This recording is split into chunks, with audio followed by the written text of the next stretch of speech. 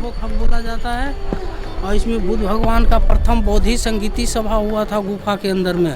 उनका main chairman महाकैशव जी थे, जिन्होंने सूत पिटक, विनय पिटक, अभिधम, त्रिपिटक पुस्तक लिखे थे। अच्छा। तो दो वो गुफा बच रहा है, कोई इधर गुफा, एक इधर बुद्धा टेम्पल गुफा।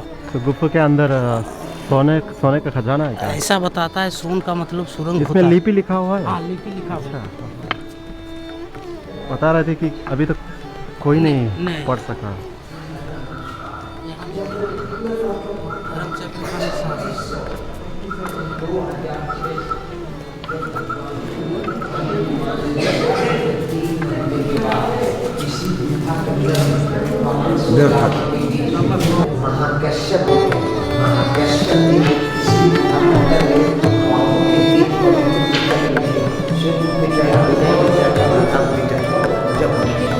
जब अंग्रेज का राजा है बाबू, तो सामने वाला जंगला से तोप लगा करके तोड़ना चाहा और खजाना लूटना चाहा, लेकिन तोप से टूटा नहीं, दरवाजे पे तोप का दागी लग करके रह गया।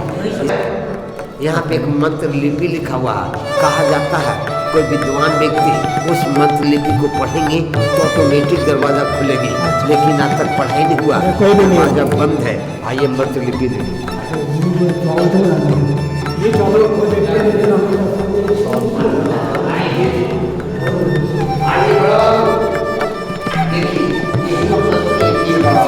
इस मंत्र लिपि को टीवी चैनल पर प्रचार चल रहा है। इस लिपि को पढ़ेंगे तो ऑटोमेटिक दरवाजा खुलेगा। ये लिपि इसलिए नहीं हो पाया कि नालंदा विश्वविद्यालय में 3 बड़ी लाइब्रेरी थी, रत्नरंजन, रत्नसागर, रत्नगद्दी। इन 3 लाइब्रेरी में 1199 में मोहम्मद अलाउद्दीन बख्तियार खिलजी आग लगा रहा था। 6 महीने तक लाइब्रेरी जलते रहे। उसी लाइब्रेरी में संघ लिपि का पुस्तक था, जल करके नष्ट हुआ। पूरे संसार में लिपि पढ़ाई हो नहीं पाई। शांति भगवान बुद्धा कहाँ माता माता यहाँ पे धर्म दोनों में साहिब पुत्रानंदा का प्रतिमा था जो नालंदा म्यूजियम में रखा गया। आप लोग माला सटा लीजिए, टच कर लिए, जब खुशी होगा, खुशी से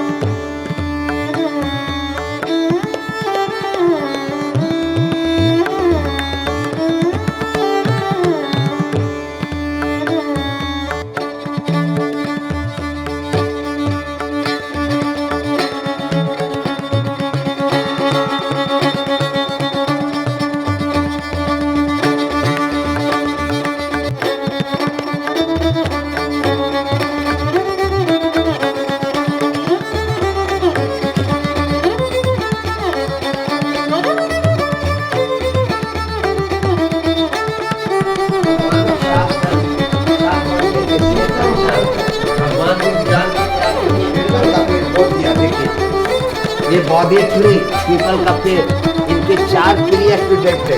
सारिपुत्रा, महामुगलायन, आनंदा, महाकश्यपा, अम्बरपाली।